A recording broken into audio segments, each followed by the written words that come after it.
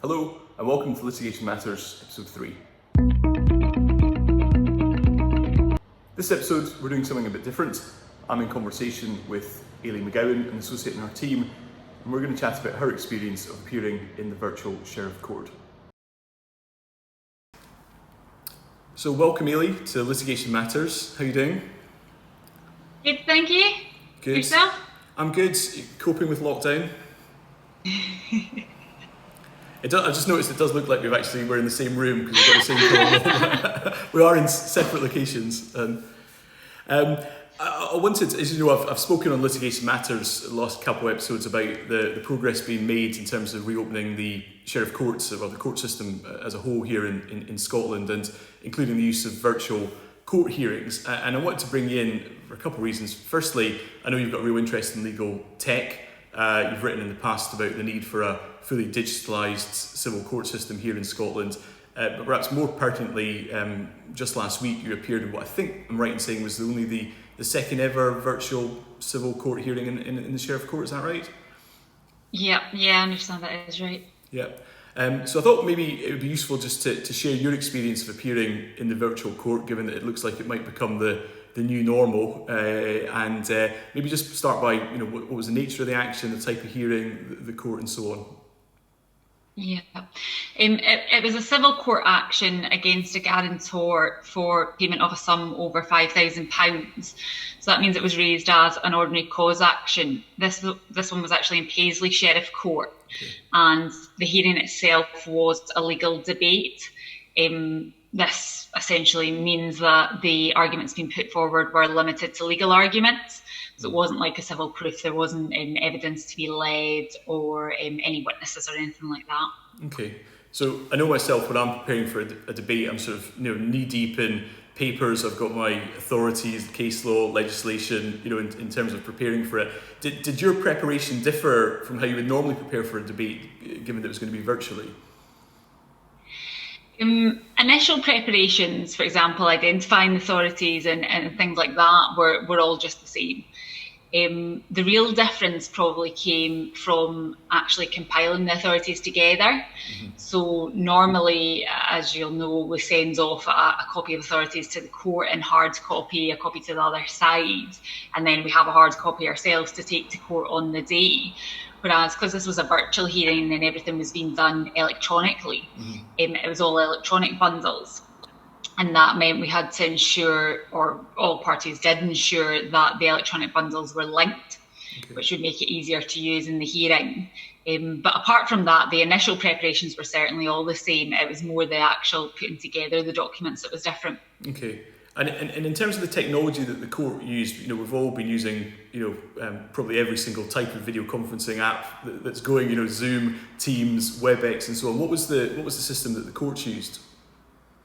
It was Cisco WebEx. Okay. So I understand they sort of created an individualised version of it. That's my understanding anyway. So it was a wee bit different to the WebEx I've used for example, our team meetings and things like that. Mm-hmm. Okay.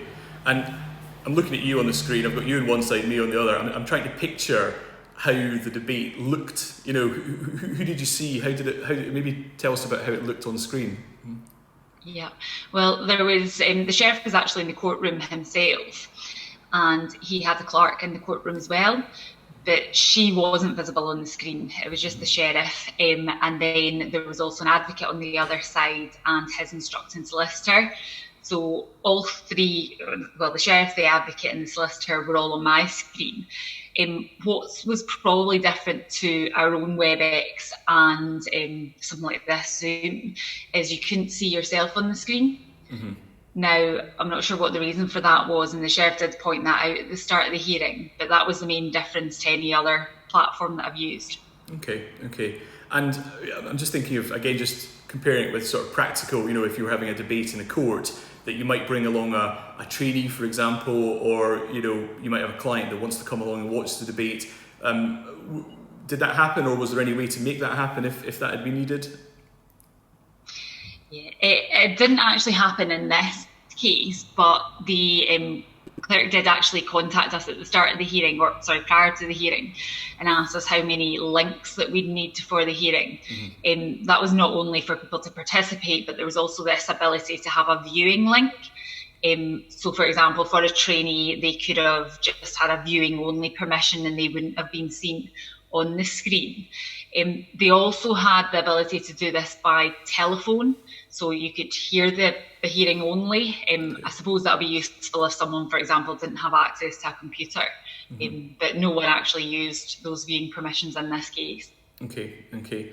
And, a large part, as you're aware of advocacy in the sheriff court or any other court is, reading the judge, reading the sheriff, knowing when to speed up or slow down, or knowing when your argument's not resonating, or you need to move on. How did that work over WebEx then? I actually thought it worked very well. I suppose prior to the hearing I was a bit sceptical of how that was going to work. But the fact that everyone was seated very close to the screen, just like we are today, you could clearly see the picture quality was good, the sound quality was good. So I don't think that I don't think we faced any more difficulties than you would in a courtroom, because in the courtroom you'd normally be sort of probably 10 feet further away from the sheriff. So I actually think it worked pretty well. Good. And speaking of the sheriff, what about the usual sort of sheriff court formalities? You mentioned there was an advocate. Were they wearing their wigs? Were you wearing your gown? How did the court formalities work? Yeah, no one actually wore court dress. Now, I suppose somewhat strangely, it wasn't said prior to the hearing that court dress wasn't required, so no one was in gowns or wigs or anything like that. I think all parties just kind of came to that assumption, I suppose, themselves. Everyone was suited, no one was sitting there in their jammies or anything. But it seemed to be that all parties were kind of on the same page as that. In some ways, I suppose it's similar to a commercial court hearing where court dress isn't worn. Other formalities, at the commencement of the hearing, the court was asked to rise, just like you would be in a courtroom. Again, no one did actually rise, everyone did stay seated, mainly for the reason that you wouldn't be seen on camera if you popped out your seat. But apart from that, all formalities were followed, and the sheriff did make a point at the start of the hearing in saying that all court formalities would be followed. So I think that was quite clear to all parties, and everyone did seem to be on the same page about matters. Okay. And maybe just going back to the technical aspects of it for a moment. I mean, you mentioned who you could see on screen. Obviously, just now during lockdown, access to offices and printers are difficult. Normally, you'd have your authorities. You probably have scribbles all over them. I'm just trying to think how you managed that during the hearing. Did you have a separate screen? How did that all work? Yeah, so as you said, normally I'd have a sort of hard copy bundle there, but the access to printers meant that wasn't really possible. And to be fair, I don't think it would have worked that well on a screen if I kept looking down at paper. I think that might have come across a bit strange. So I had the electronic bundle on a second screen that I've got, and that just allowed me to click on documents quite easily. Again, because both parties had linked the documents to an index page, and that was actually quite easy to process the documents and go through them as parties were referring to them. I think if we hadn't have done that, it might have been more difficult, but it seemed to work quite well. Apparently, I did speak to the court about this prior to the hearing. There is a facility on their WebEx system to document share. So I think you could have put the document on the screen and then everyone could have seen what everyone was referring to. But none of the parties did use it in this case. I suppose because it was the first one, perhaps they didn't want to go and test out technology too much. Yeah, well, actually, speaking of that, I was going to ask, I mean, because everyone watching will have been on their fair share of video calls, and quite often there's technical difficulties. You can't hear people, they've got mute on by mistake, or the signal's not that great. How was that managed on the day? Well, the day before the hearing, the court I team actually set up a test, which was quite good. They set up the test and all parties had to join that. Now that actually did identify an issue. I think they were having problems connecting to the courtroom. Right. They seemed to iron that out overnight. There was a further test on the morning of the hearing at 9 a.m. and that all went smoothly. And then at 10 a.m. the hearing just proceeded, and there was actually no technical difficulties at all, which was good.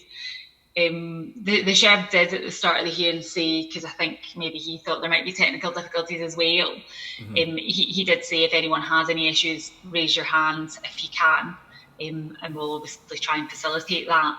But no one needed to raise their hands, so that was a pleasant surprise. And how long did the hearing last for, out of interest? Was it the whole morning? Did it go into the afternoon? How long did it work? It lasted about 2 hours, so it just went past 12 o'clock. So it's quite a swift hearing, but in some terms, it's long enough that you think if there were going to be technical difficulties, that they would arise in that time. And you didn't need to pause it. It was just continuous. You just went right through. Yeah.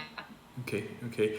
And now that you've experienced your first virtual court hearing, and given your interest in legal tech, and you've, as I mentioned at the start, you've talked about and written about the need for a digitalised civil court system. What would you say the benefits are for solicitors and clients alike of these virtual hearings?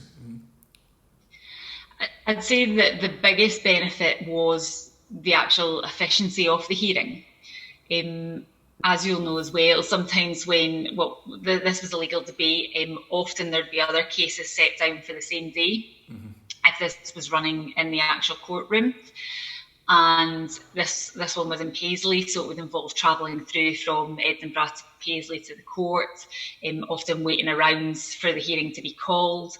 Sometimes if the court's very busy, a hearing won't be called and you'll be put off to another date, so you can actually incur travel time and not actually have been heard substantively that day. Whereas this was log in at 10 o'clock and we were heard straight away. There was no travelling, and then it was done by 12 o'clock. And again, that was the end of the hearing. So I think efficiency was a huge thing. Obviously, it's going to cut down on costs for clients as well. So I think that's really important. And yeah, I think it was actually, it worked. I'd say as well, if not better, than a hearing in court. And it did cut down on all that excess travel and waiting time. Well, that's really positive to hear. And finally, have you got any sort of final tips to share with any solicitors or advocates that might be watching that are maybe going to be having a virtual hearing in the coming weeks and months ahead? I'd say the main thing really was the linking of documents. That was what helped us greatly in the hearing, and just allowed everyone to go through the documents easily and all refer to the same things, and I suppose prevent wasted time as well. Yeah. That sort of in bundles linked and everyone can access it easily, and that's the main thing really. Well, that's interesting, because that sounds like that's something that's been happening in some court of session hearings for in the inner house, some commercial actions for some time in terms of digital bundles. So it sounds like maybe that's where the sheriff court's going to be going, possibly. Yeah, I think they're definitely going that way. I'll be interested to see how it all works for a proof where witnesses and evidence and things like that are needed. But certainly for procedural hearings and debates, I think it definitely is the way forward. Yeah, excellent. Well, look, Ailie, thanks for joining. That's been really interesting to hear your experience of the virtual court. I'll put a link in the description to your article that was published last week about it as well, so people can read that. But thanks for joining, and take care. Speak to you later. No problem. Thanks, Cheers. Stuart. Bye now.